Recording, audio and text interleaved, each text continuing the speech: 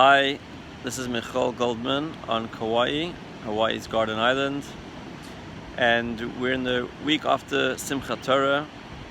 We started a new round of Torah, weekly Torah study, and we'd like to start something new. There are many weekly classes and weekly videos on the parish of the week. What's going to be unique about this one, besides for the beautiful scenery in the background, is we're going to dedicate this year the theme of oneness, Echad. And we're going to try and find in each week, each parish of the week, each one of the 53 portions of the Torah, a message relating to oneness. Different levels, different aspects of oneness, and tied in to the parish of the week. Obviously, the idea of oneness is very central to who we are as a Jewish people. The Torah says, Mika Amcha Yisrael Goy Echad Ba'aretz, who is like your nation, O Israel, one unique nation in the land. And in Chassidus, it's interpreted to mean Goy Echad Ba'aretz, a nation whose mission is to channel oneness on earth. So we know that the first Jew, Abraham, Echad Hoya Abraham, Tanakh says that he was one, again, simply meaning he was one and unique, but also interpretation of his mission was one of Echad, one of oneness. So let's look for something in Parshas Bereishis, in the very first portion of Genesis in the Torah, relating to the idea of Echad. You don't have to look very far.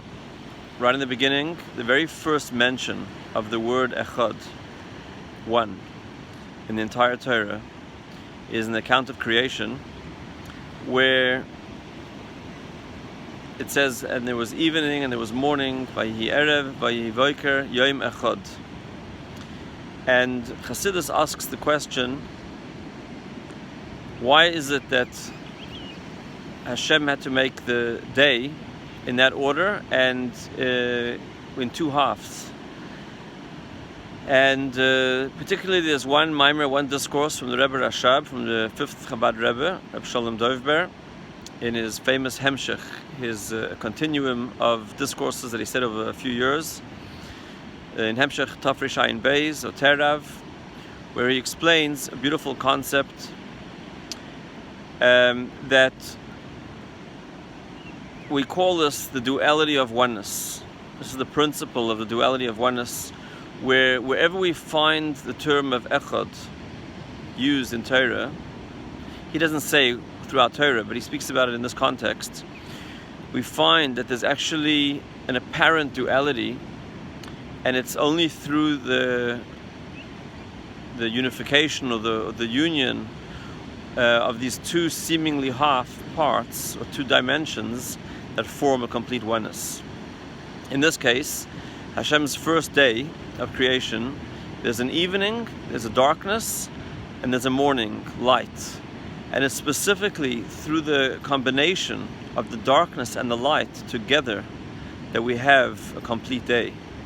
And Yom Echad is only when there is an Erev and a Boker, a darkness and a light. And as we'll continue to learn in the coming weeks, this more and more about this principle called the duality of oneness, we find this in the universe which Hashem created. We find this in Torah. We find this in every aspect of existence. There's this idea of an apparent duality, which is really just one. And so therefore the emphasis of Echad, of one, day one, is not just that it was the first day. It doesn't say Yom Rishon, which is the first day, but it says day one, which can be also understood as a day of oneness. As Rashi points out, the commentary, that it was actually on that day Hashem's oneness was permeating all of creation, all of existence. So the oneness that we're discovering for now is this idea of two dimensions, a multi-dimensionality, which is really all one, Yom Echad. Have a great Shabbos, and we'll see you next week.